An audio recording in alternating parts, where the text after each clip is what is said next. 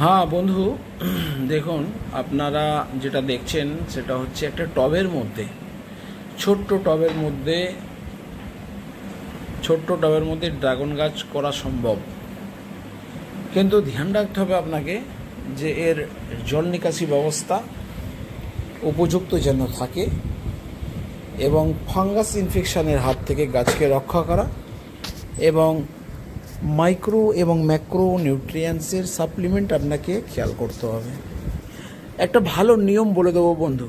নিয়মটা হচ্ছে, আপনি সবজি পচার জল বা কোনো গাছের অংশ, যেরকম ফল ফুল শাক সবজি, এগুলো যেহেতু গাছেরই অংশ, তাই এর মধ্যে যা নির্যাসের মধ্যে আমরা যা পাবো, এটাকে যদি আমরা ডিকম্পোস্ট করি, যে নির্যাসের মধ্যে যে সমস্ত পদার্থগুলো পাবো সেগুলো গাছের জন্য, প্রতিটা গাছের জন্যই নিতান্ত প্রয়োজন। এছাড়াও বিশেষ কিছু গাছের ক্ষেত্রে বিশেষ বিশেষ অনুখাদ্যের প্রয়োজন হতে পারে। এটা আপনি অবশ্যই ব্যবহার করবেন। সবজি পচার জল অবশ্যই 1:3 লিটার হিসেবে ব্যবহার করবেন। 1 লিটার সবজি পচা জলের সঙ্গে 3 লিটার জল মিশ্রিত করে পাতলা করে নেবেন, নিয়ে এক একটা গাছে হাফ লিটার করে দিতে পারেন। ঠিক আছে বন্ধু, এবার দেখুন, এই যে আমি আপনাদেরকে একটা ফার্টিলাইজার দেখাতে যাচ্ছি। খুব শীঘ্র আপনাকে আমি একটা ফার্টিলাইজার দেখাবো। এই ফার্টিলাইজারটা আপনারা ইউজ করবেন, যেটার নাম আমি আগে থেকে বলতে শুরু করছি। সেটা হচ্ছে 0050, মানে সালফেট অফ পটাশিয়াম। মানে এর রং হয় সাদা পাউডারের মতো, সাদা পাউডার। এটা হলো পটাশ অ্যান্ড সালফার, দুটো একসাথে রয়েছে।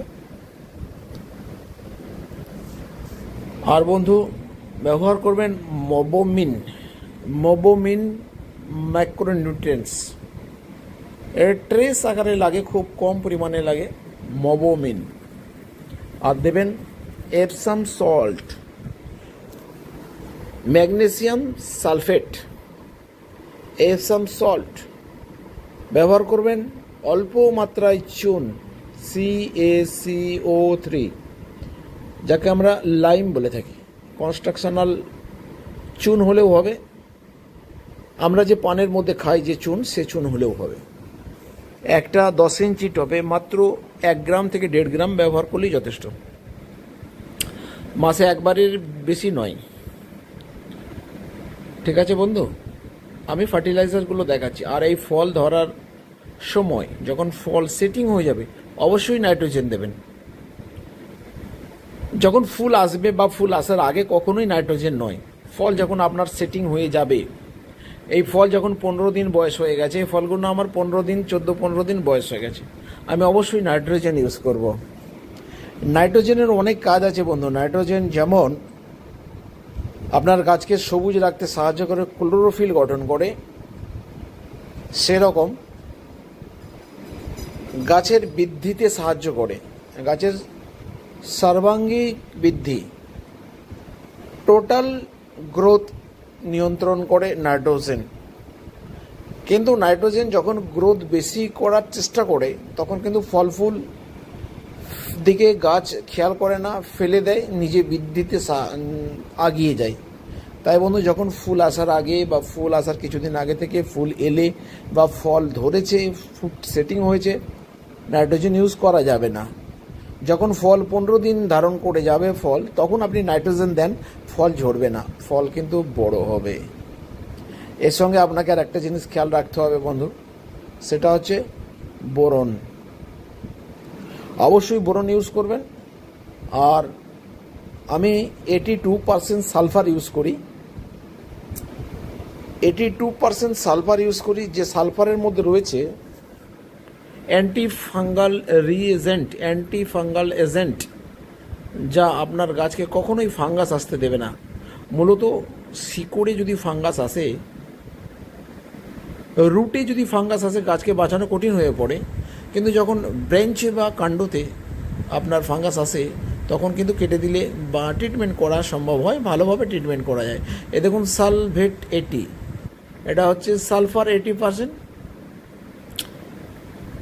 দেখছেন দোস্ত বন্ধু, ফাঙ্গাস কিওরস লেখাই আছে এখানে। আর এটা দেখছেন বোরন 10.5% বোরন।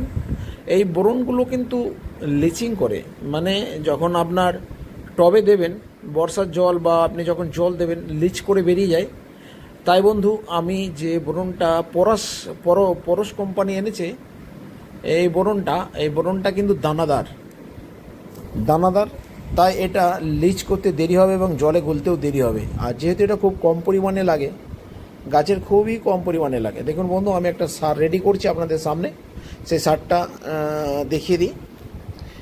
এটা হচ্ছে মোবোমিন, এটা হচ্ছে বোরন, এটা হচ্ছে 0050।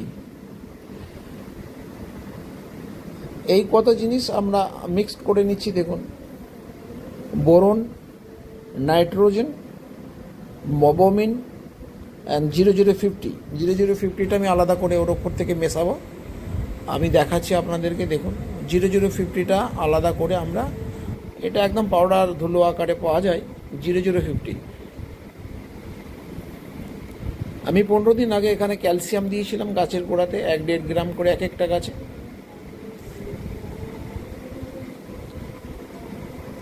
ভালো করে মিশ্রিত করে নিতে হবে।